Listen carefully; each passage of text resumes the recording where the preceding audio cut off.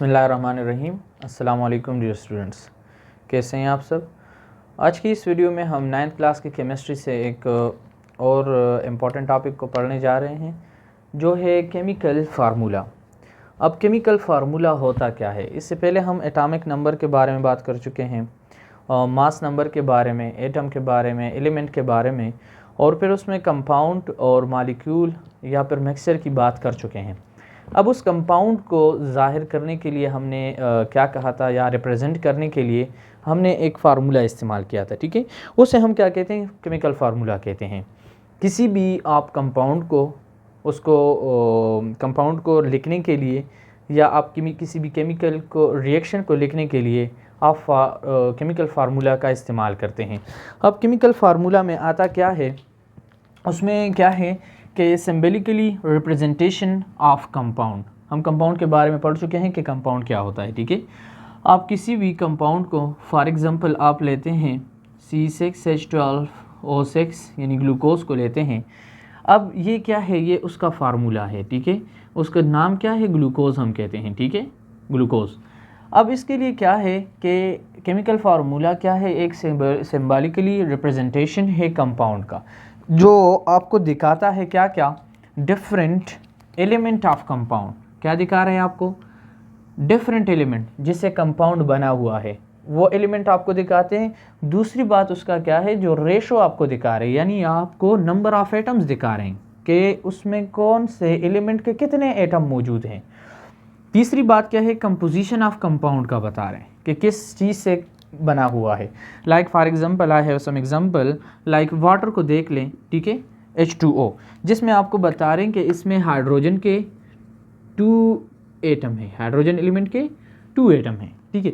इसी तरह आपको ये भी बता रहा है कि ऑक्सीजन एलिमेंट भी इसमें मौजूद है, जिसका एक ही एटम मौजूद है, ठीक है। देखिए H2O, तो ऐसे फार्मूला जो आपको 3 चीज़ें बता रहे हो, एलिमेंट आपको बता रहे हो, एलिमेंट के दरमियान रेशो बता रहे हो, और उस कंपाउंड की कंपोजिशन बता रही हो, तो उसे हम क्या कहते हैं? केमिकल फार्मूला कहते हैं।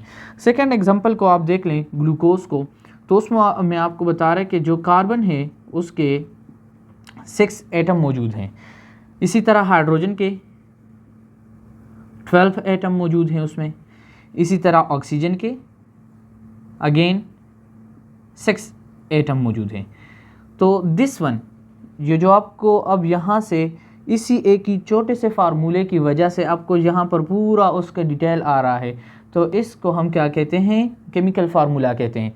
इतनी ज़्यादा डिटेल को एक सिंपल से वर्ड्स में, या एक सिंपल से अल्फ़ाबेटिक ऑर्डर और उसके साथ न्यूमेरिक ऑर्डर में लिखा गया हो, तो उसे हम क्या कहते हैं? केमिकल फार्मूला कहते हैं। इसी तरह आप अमोनिया का एग्जांपल भी ले सकते हैं। तो अमोनिया में क्या है? N स्टैंड फॉर नाइट्रोजन, ठीक है। नाइट्रोजन के कितने एटम हैं? ओनली 1, एंड हाइड्रोजन के अगेन 3। यहाँ पर NaNO3 यानी सोडियम आपको बता रहे हैं कि एक ही एलिमेंट है, और इसी तरह नाइट्रोजन का भी एक ही है, और फिर ऑक्सीजन के 3 एटम्स हैं, ठीक है।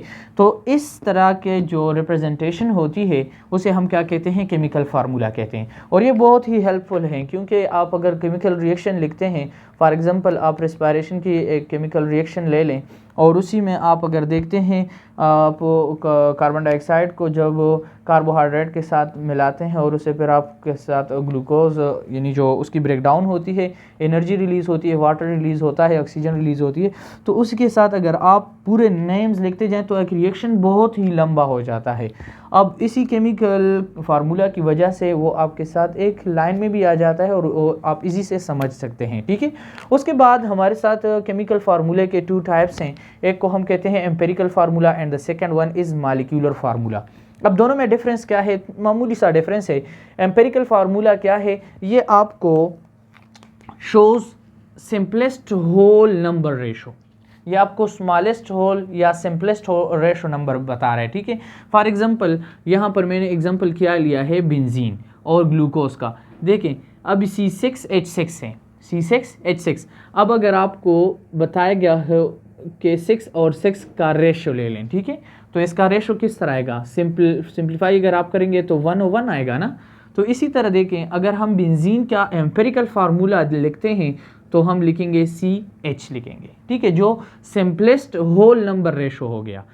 It can't show actual number of atoms. देखिए अब आपको यहाँ पर CH का, जहाँ पर भी आपको बेंजीन का एम्पेरिकल फार्मूला मिलेगा तो वो इस CH फॉर्म में होगा, जिसमें आपको पता नहीं है कि एक्चुअल नंबर ऑफ एटम्स क्या है। लेकिन अगर आपको एम्पेरिकल फार्मूला का पता होगा तो आप कहेंगे कि हाँ ये एम्पेरिकल फार्मूला है और ये बेंजीन का है। इसी तरह ग्लूकोज को देख लें C6, तो देखिए यहाँ पर उसकी रेशो क्या है 6, 12 एंड 6। तो देख लें 6, 1, 6, 6, 2, 12, 6, 1, 6। अब इसका अगर हम एम्पेरिकल फार्मूला लिखेंगे ग्लूकोज का तो किस तरह आएगा CH2 एंड O। देख ले CH2 एंड O, ये क्या हो गया ग्लूकोज का एम्पेरिकल फार्मूला हो गया, जो आपको सिंपलेस्ट होल नंबर रेशो बता रहा है एक फार्मूले का या एक कंपाउंड का, और उसके साथ वो आपको एक्चुअल नंबर नहीं शो कर रहा है एटम्स का, ठीक है। तो इस टाइप ऑफ फार्मूला को हम क्या कहेंगे, एम्पेरिकल फार्मूला कहेंगे। दूसरा क्या है हमारे साथ मॉलिक्यूलर फार्मूला है। अब मॉलिक्यूलर फार्मूला में क्या है, ये इसके उलट है, ये आपको बिल्कुल 100% एक्चुअल नंबर आपको बता रहे। It's just same like here जो हम केमिकल फार्मूला की बात कर रहे थे, ठीक है, बिल्कुल इसी तरह, क्योंकि केमिकल फार्मूला में भी आपको क्या कह रहा था कि आपको जो फिक्स नंबर है रेशो के साथ ही आपको बता रहे, ठीक है।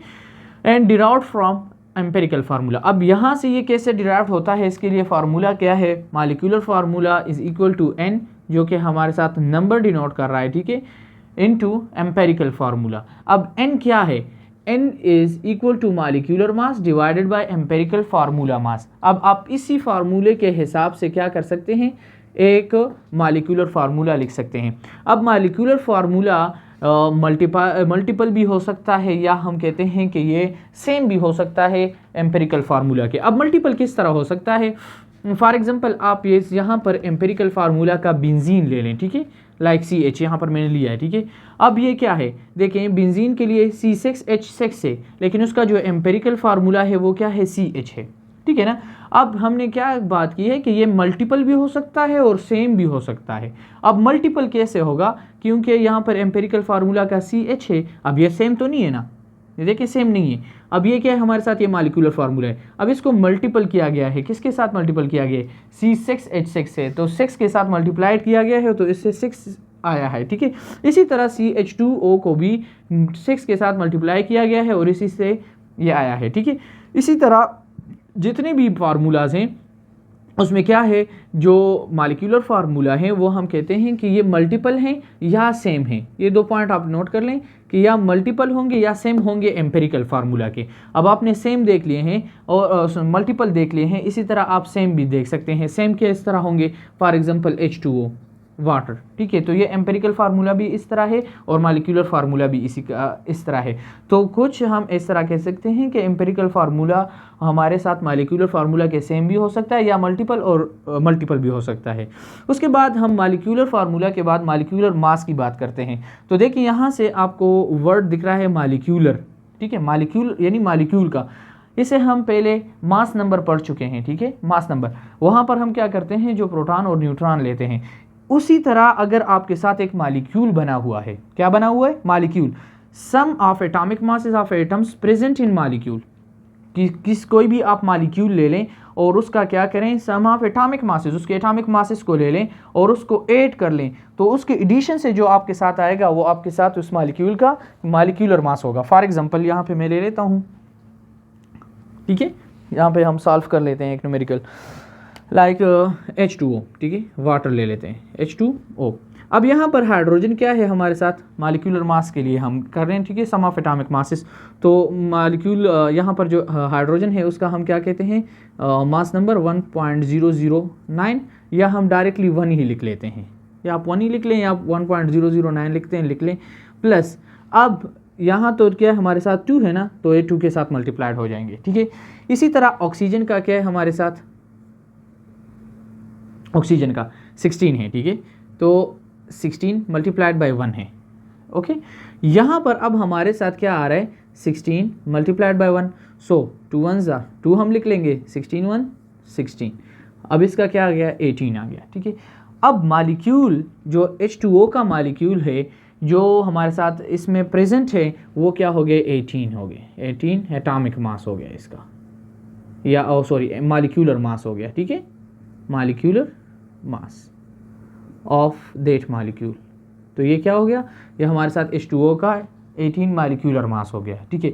इसी तरह अगर फॉर एग्जांपल मैं फार्मूला यूनिट की बात करता हूँ, उसके बाद जो दूसरा आ रहा है smallest repeating unit of an ionic compound. अब फार्मूला यूनिट हम किसे कहते हैं, अब फार्मूला यूनिट क्या होता है, जितने भी आयनिक कंपाउंड होते हैं, आयनिक कंपाउंड बनते हैं, ठीक है। आयनिक कंपाउंड किसे कहते हैं, जिसमें हमारे साथ एक ने गेन किया हो, ठीक है, और दूसरे ने शेयरिंग की हो, ठीक है।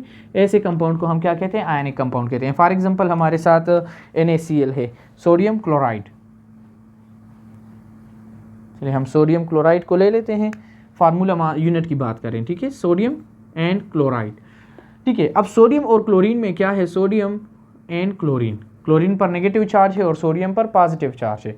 अब सोडियम ने क्या किया है, एक इलेक्ट्रॉन दिया है क्लोरीन को, और क्लोरीन ने क्या किया, एक इलेक्ट्रॉन लिया है कर्ज उससे। तो अब इसके साथ फिक्र है कि हाँ मैंने तो अब ये कर्जा भी लिया और इसके ऊपर इसलिए नेगेटिव चार्ज है, और ये बादशाह की तरह खुश है कि हाँ मैंने दूसरे को पैसे दिए हैं या मैंने एक इलेक्ट्रॉन दे दिया है। अब सोडियम और क्लोरीन का जो कंपाउंड यहाँ पे बन रहा है, ठीक है, इसे हम क्या कहते हैं, इसे हम फार्मूला यूनिट कहते हैं। ऐसे स्मॉलेस्ट रिपीटिंग यूनिट जो हमारे आयनिक कंपाउंड में होते हैं, ठीक है, और उसका जो सिंपलेस्ट रेशो है between the two ions, it is called formula unit. उसे हम क्या कहते हैं, फार्मूला यूनिट कहते हैं। अब इसका मास किस तरह मालूम करेंगे, क्योंकि लास्ट टॉपिक हमारा क्या है, फार्मूला मास है। अब इसका मास किस तरह मालूम करेंगे, आप सोडियम का एटॉमिक मास ले लें। सोडियम एटॉमिक मास क्या है हमारे साथ, 35.5 समथिंग, 35 नहीं है, 23 है, 23, ठीक है। एंड क्लोरीन का क्या है हमारे साथ, 35.5 mu। ये हमारे साथ क्या है, एटॉमिक मास यूनिट है इसके। अब इसका क्या करना है, क्योंकि फार्मूला यूनिट है तो अब इसी को आप ऐड कर लें, एडिशन या सम ऑफ फार्मूला यूनिट, ठीक है। उसके जितने भी आप मास हैं उसको आप ले लें और उसको ऐड कर लें, इससे जो भी आएगा वो आपके साथ क्या होगा, फार्मूला मास होगा, ठीक है। तो आज हमने क्या पढ़ा है, पहले सबसे पहले हमने केमिकल फार्मूला की बात की है, और केमिकल फार्मूला में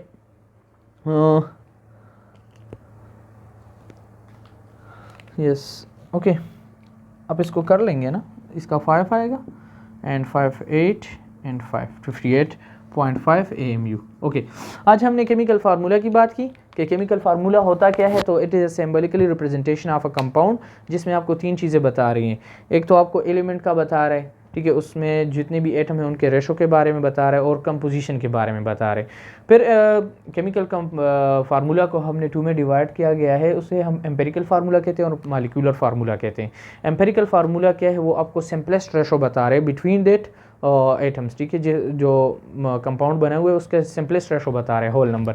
उसके बाद मॉलिक्यूलर फार्मूला क्या है, वो एक्चुअल रेशो यानी actual number of atom which are present in that compound, वो आपको बता रहे हैं। उसके बाद मॉलिक्यूलर मास है, तो मॉलिक्यूलर मास मॉलिक्यूल ही से निकला हुआ है कि वो मॉलिक्यूलर मास क्या है, जो मॉलिक्यूल बना हुआ है उसके आप जितने भी उसमें एटम है उसके एटॉमिक मासेस आप ले लें और उस एटॉमिक मासेस की पावर भी ले लें कि अब कितने हैं। फॉर एग्जांपल यहाँ पे हमने H2O की मिसाल ली थी, तो H2O मैं दोबारा लिख लेता हूँ। यहाँ पर 2 है ना, तो इसमें हाइड्रोजन की अगर आप देख लें तो 1 एटॉमिक मास है। फॉर एग्जांपल मास नंबर जो है उसको आप 2 के साथ मल्टीप्लाइड करेंगे क्योंकि पावर इसकी 2 है। अगर इसी तरह आप C6H12 को लेते हैं, H12 को, ठीक है, C6 मतलब क्या है कि जो हमारे साथ कार्बन है उसके 6 एटम्स मौजूद हैं, 6 एटम मौजूद हैं। तो अगर आप 6 कार्बन का लेते हैं 12, ठीक है, तो आप उसको फिर 6 के साथ मल्टीप्लाइड करेंगे, इट्स मीन कि इसका ये पावर है। इसी तरह हाइड्रोजन 12 है तो आप फिर इसको 12 के साथ मल्टीप्लाइड करेंगे और उसी को सब को फिर ऐड कर देंगे तो आपके साथ मॉलिक्यूलर मास आएगा। उसके बाद फार्मूला यूनिट की बात की कि वो आयनिक कंपाउंड, ठीक है, स्मॉलेस्ट आयनिक कंपाउंड या स्मॉलेस्ट रिपीटिंग यूनिट आप ले लें तो उसे हम फार्मूला यूनिट कहते हैं आयनिक कंपाउंड का, आप याद रखें इसे। और फार्मूला मास किसे कहते हैं कि जब आप फार्मूला यूनिट के जितने भी आपके साथ कंपाउंड के एटम्स होंगे या एलिमेंट्स होंगे उसको आप इकट्ठे ले लें, उसकी समेशन कर लें या आप उसे ऐड कर लें, तो उससे जितना भी आपके साथ जो नंबर आएगा वो आपके साथ मॉलिक्यूलर फार्मूला मास होगा। ओके, आज का इंटरेस्टिंग टॉपिक था क्योंकि उसमें कैलकुलेशन थी, अगर आपको कुछ समझ आई हो तो अपने फ्रेंड्स के साथ ज़रूर शेयर करें, और हाँ, अगर कोई क्वेश्चन हो तो आप काइंडली पूछ सकते हैं कमेंट सेक्शन में। अल्लाह हाफ़िज़, अपना बहुत सारा ख्याल रखें।